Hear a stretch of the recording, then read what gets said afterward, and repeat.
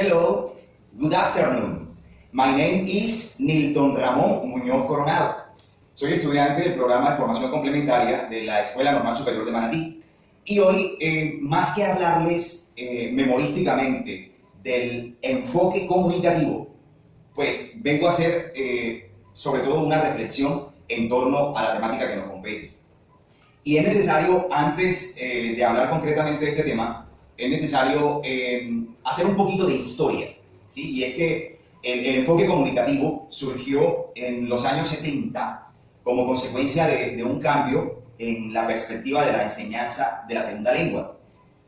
O sea, se abandonó el modelo estructuralista que se traía para centrarse en la idea que la lengua no es solo un objeto de conocimiento, sino ante todo un instrumento de comunicación. Entonces, a partir de ahí se fundamentó la idea de que conocer una lengua no supone conocer las normas que rigen el proceso comunicativo, sino ser capaz de utilizar cualquier recurso o estrategia que sirva para facilitar y construir el acto de comunicación. O sea, de esta manera, los conocimientos gramaticales ya pasan a un segundo plano y, por el contrario, la capacidad de uso de la lengua es el elemento nuclear de este nuevo enfoque metodológico, ¿sí? Aquí, pues, se pone el énfasis no solo en lo correcto gramaticalmente, sino también en la adecuación de los enunciados a la situación y al contexto comunicativo. Porque es que saber hablar una lengua no es sino saber qué decir y cómo decirlo en cada contexto o situación. A partir de ese momento, las clases de idioma dejaron de dedicarse a repetir frases y estructuras gramaticales mediante ejercicios después de recibir la explicación de las correspondientes reglas.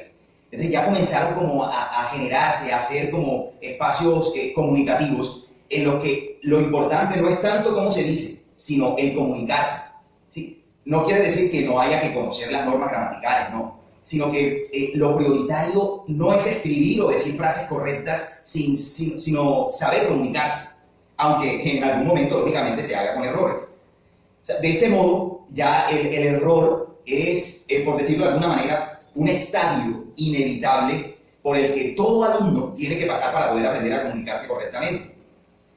De igual manera, el enfoque comunicativo plantea que las situaciones comunicativas deben tener un sentido, ¿sí? Y que el alumno sienta la necesidad de utilizar la lengua con el propósito de conseguir algo.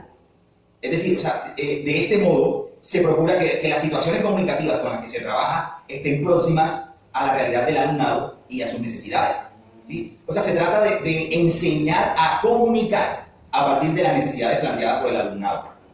Entonces, los actos comunicativos que se realicen en el aula deberán ser lo más verídicos posibles y próximos a su realidad cotidiana.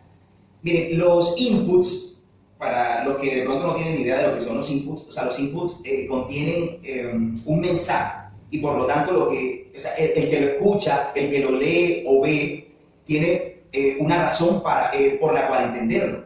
O sea, un ejemplo de input es cuando el estudiante en clase escucha, no habrá tarea para mañana, o cuando lee el cartel que dice no fumar. Entonces, esos son ejemplos de input. Las reglas de español con las que se trabaje deberán ser, en la medida de lo posible, textos auténticos, tanto escritos como orales, sin olvidar que se debe introducir siempre el componente extralingüístico de la comunicación. O sea, me refiero a los gestos, el contacto físico y visual, la distancia entre los interlocutores.